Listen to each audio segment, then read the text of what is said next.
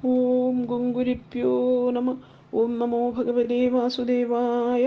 ഓം നമോ നാരായണായ. നാരായണീയം ദശകം 47 ശ്ലോകം 5-6. പീതാംബരം കരവിരാജിത ശംഖചക്രകൗമോദഗീ സരസിജം കരുണാസമുദ്രം രാധാസഹായമതിസുന്ദരമന്ദഹാസം വാതാലയേശമനിശം ഹൃദി ഭാവയാമി. വേദമാർഗപരിമാർഗിതം ദുഷാ ത്വാമവീക്ഷ്യ പരിമാർഗയന്ത്യസൗ സംദദർശ സുഹൃദിന്യരൂകലേ ദീയമാന നവനീതമോദവേ. അന്വയം അർത്ഥം. വേദമാർഗ പരിമാർഗിതം, വേദമാകുന്ന മാർഗത്തിലൂടെ അന്വേഷിക്കപ്പെടുന്ന ത്വാം അങ്ങയെ, അവീക്ഷ്യ കാണാതെ, രുഷ കോപത്തോടുകൂടി, പരിമാർഗയന്തി അന്വേഷിക്കുന്നവളും, സുഹൃതിനി പുണ്യം ചെയ്തവളുമായ, അസൗ ഈ യശോദ, ഉലൂകലെ ഉരലിലിരുന്ന്, നവനീതം വെണ്ണ, ഓദവേ പൂച്ചയ്ക്ക്, ദിയമാനം കൊടുക്കുന്ന അങ്ങയെ സന്ദർശ കണ്ടു. ഹരിവു സന്ദർശ കണ്ടു.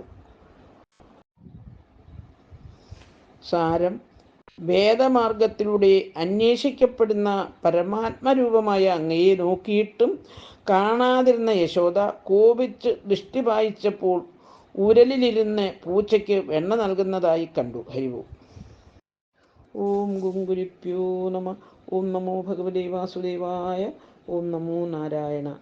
ത്വാം പ്രഗൃഹ്യ ബദാഭീതി ഭാവന പാസുരാനനാ സരോജമാശുസാ രോഷരൂഷിതാമുഖി സഖീപുരോ ബന്ധനായ രസനാമുപാദതേ. അന്വയം അർത്ഥം. സ അവൾ, ഭീത ഭാവനാഭാസുരാനന സരോജം ഭയ അഭിനയിക്കുന്നതുകൊണ്ട് മനോഹരമായ മുഖകമലത്തോടു കൂടിയ ത്വാം അങ്ങയെ, ആശു പെട്ടെന്ന്, പ്രഗൃഹ്യ മുറുകെ പിടിച്ചു, രോഷരൂഷിതമുഖി കോപം കൊണ്ട് കലുഷമായ മുഖത്തോടു കൂടിയവളായി, സഖീപര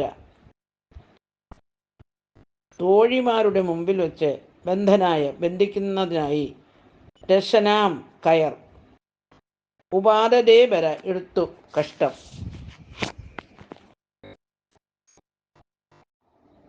സാരം: യശോദ ഭയാഭിനയം കൊണ്ട് മനോഹരമായ മുഖത്തോടുകൂടിയ ഭഗവാനെ കോപിച്ച മുഖത്തോടുകൂടി പിടിച്ച് സഖിമാരുടെ മുമ്പിൽ വെച്ച് തന്നെ കെട്ടിയിടുവാൻ കയർ കൈയെടുത്തു. ഹരിവോ.